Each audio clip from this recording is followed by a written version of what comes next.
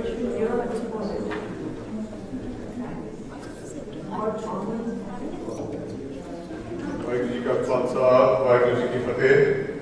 are going to move to the fourth group.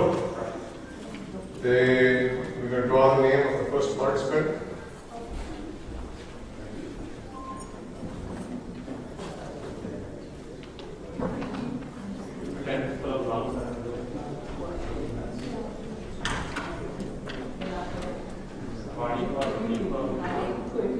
ਇਹਦੇ ਵਿੱਚ ਜਿਹੜੇ ਜੱਜਸ ਆ ਰਹੇ ਨੇ ਸਾਡੇ ਕੋਲ ਤਿੰਨ ਬਾਨੀ ਕੌਰ, ਮਨਦੀਪ ਕੌਰ ਤੇ Priya Kaur. They are not here. They are here. Bani is here. Mandeep is here. And Priya Kaur. Please come.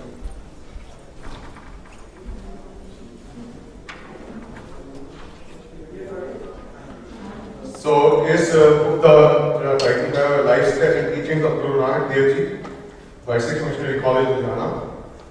And time allotted is 7 minutes. So, पहली जो participant है वो है बानी Kaur.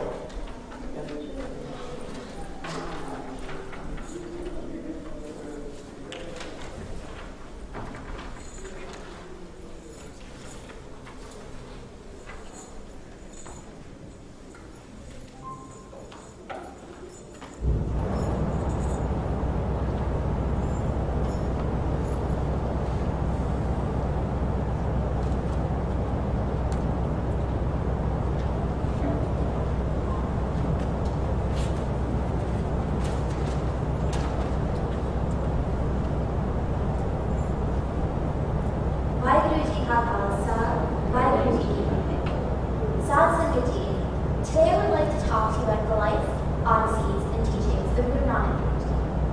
To understand what motivated Guruji, it's essential to know what society was like when he was growing up. Religion during that time period was characterized by the conflict of bigotry, trying to make one person's religion the biggest, and subsequently most powerful.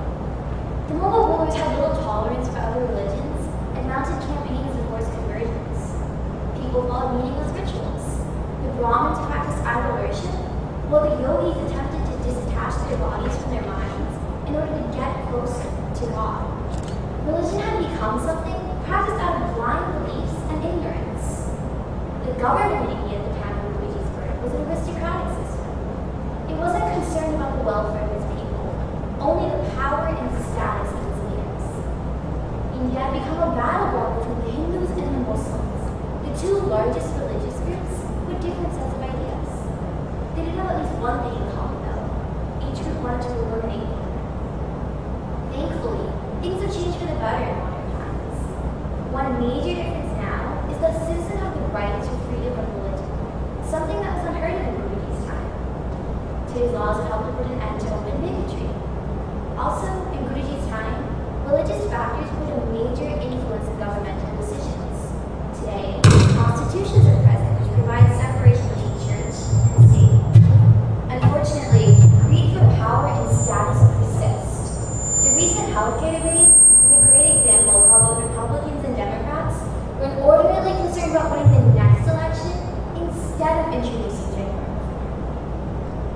I would now like to talk about Guruji's odysseys, all of his odysseys. There were several reasons that Guruji decided to embark on these long, tedious journeys. One reason is that back in Guruji's time, the media was virtually non-existent, with no such thing as the TV or newspaper, which we've become so accustomed to today. This meant that the only way to discredit one's beliefs was by preaching. Secondly, Guruji wanted to be able to confront people face to face about their meaningless rituals, such as the sacrificing of animals to appease evil spirits. By traveling, Guruji could also speak to emperors, qualities, and yogis to directly influence their opinion. This method of teaching certainly proved very effective. For example, Malik Babu had arranged for a feast to be held in Ahmedabad while Guruji was present. Guruji attended, but refused to eat anything. When asked why, he held the roti of a villager in one hand and Babu's cake in the other. When he squeezed the roti, milk dripped out. But when he squeezed the cake, blood came. Guruji told Babu that his earnings weren't honest. They were gained by the deceit of others. Bhagavad underlines spiritual transformation funny instead. Guruji was also very courageous. He stood up for what he believed was right no matter the consequences. He didn't just tell common people to their face that their practices, like embarking on Hajj, were meaningless. He had the audacity to confront kings at the risk of being imprisoned. This courage grew out of a deep conviction in his beliefs and a burning desire to reform society. Guruji's message was simple. Everybody's equal. Everybody comes from the same God. So how can anyone, regardless of caste, religion, or gender, be considered higher or lower than someone else? This is why Guruji sought to abolish the caste system which pervaded human society during his time. Ek pita, ek kaske hum barak. The one God is our Father. We are the children of one God. Guruji felt that the labels Hindu and Muslim only separated people from the true path to God because they would spend their time fighting each other. Sarva dharam mein shreshth dharam, har ke naam jap nirmal karam. Of all religions, the best religion is to chant the name of the Lord and maintain pure conduct. Guruji warned against the dangers of homer, or egotism. He had very strong views against the discrimination of women. Sokyo manda akhiye jit jame rajan. Why consider women inferior when kings who rule people are born to them? Guruji saw the sharing of wealth as a way to eliminate poverty in the world as well. All of these teachings lead back to the three main principles that Guruji founded as the basis of Sikhism. The first one, Nam Japna, involves meditation on the name of Vaheguru. The second one, Kirat Karna, involves earning an honest living. The third one, Van Chakna, involves sharing earnings with others.